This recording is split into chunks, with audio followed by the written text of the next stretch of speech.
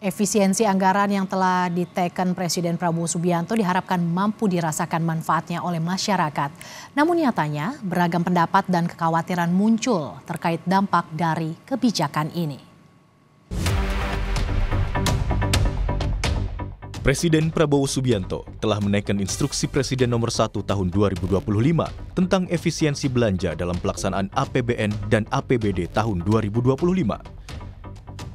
Dalam keputusan itu, Presiden Prabowo meminta jajaran pemerintah pusat dan daerah untuk menghemat anggaran hingga 306,7 triliun rupiah. Perjalanan dinas dikurangi,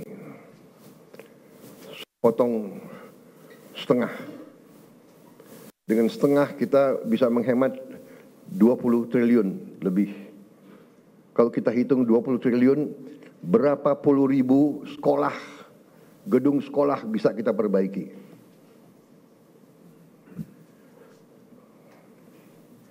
Jadi saya katakan benar-benar bahwa saya sangat serius dalam hal ini. Saya minta loyalitas semua menteri, semua kepala badan untuk patuh dalam hal ini. Kementerian Keuangan merinci ada 16 pos belanja yang harus dipangkas untuk menghemat anggaran. Di antaranya, pos pembelian alat tulis kantor dipangkas hingga 90%. Belanja percetakan dan souvenir dikurangi 75,9%. Sewa gedung, kendaraan, dan peralatan dipangkas hingga 73,3%. Komponen lain yang dipangkas adalah perjalanan dinas dalam maupun luar negeri. Belanja lainnya, kajian dan analisis, hingga rapat seminar dan kegiatan sejenis. Pos belanja kementerian dan lembaga yang juga terdampak diantaranya anggaran untuk jasa konsultan dikurangi hingga 45,7%. Honor output kegiatan dan jasa profesi dipangkas 40%. Lalu, infrastruktur, pengadaan peralatan dan mesin, diklat dan bimtek, lisensi aplikasi, bantuan pemerintah, hingga pemeliharaan dan perawatan. Menteri Sekretaris Negara Prasetyo Hadi menyebut sebagian dana hasil penghematan akan digunakan untuk memperluas jangkauan penerima manfaat program makan bergizi gratis. Bapak Presiden merasa juga ingin sesegera mungkin untuk itu bisa menerima manfaatnya lebih banyak, ya, lebih merata lagi. Nah, tentunya di situ ada konsekuensi, mungkin kita memerlukan penambahan biaya. Nah, sehingga dari hasil penghematan yang kemarin kita lakukan, pemerintah lakukan, ya, ada kemungkinan juga nanti akan diprioritaskan juga untuk menambah program makan bergizi. Yang juga jadi pertanyaan publik terkait efisiensi soal pelayanan publik dan gaji ASN.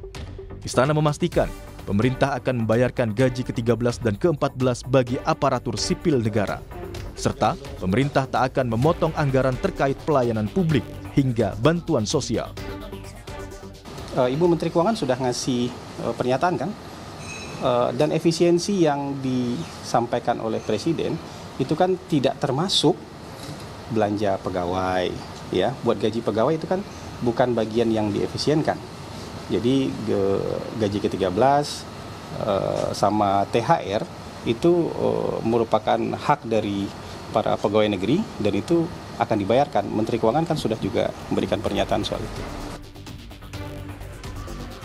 Sementara dari sektor bisnis, efisiensi anggaran oleh pemerintah menjadi alarm bagi bisnis hotel dan restoran.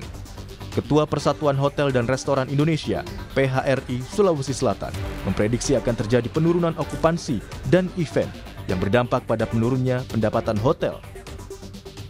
Jelas pasti akan memberikan dampak yang signifikan untuk aktivitas okupansi maupun aktivitas hall di seluruh hotel restoran Sulawesi Selatan, juga di Indonesia tentunya.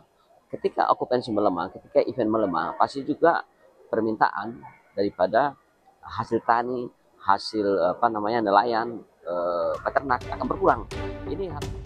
Kementerian dan lembaga negara memiliki waktu hingga 14 Februari untuk mengusulkan revisi anggaran yang telah disesuaikan dengan instruksi Presiden terkait efisiensi. Pemerintah harus memitigasi risiko agar efek efisiensi anggaran bisa terkelola dengan baik. Perlu pengawalan serius dari menteri, kepala lembaga, dan kepala daerah agar praktik hemat anggaran bisa berdampak positif, tak mengganggu produktivitas aparatur sipil negara dan pelayanan publik. Tim Liputan, Kompas TV.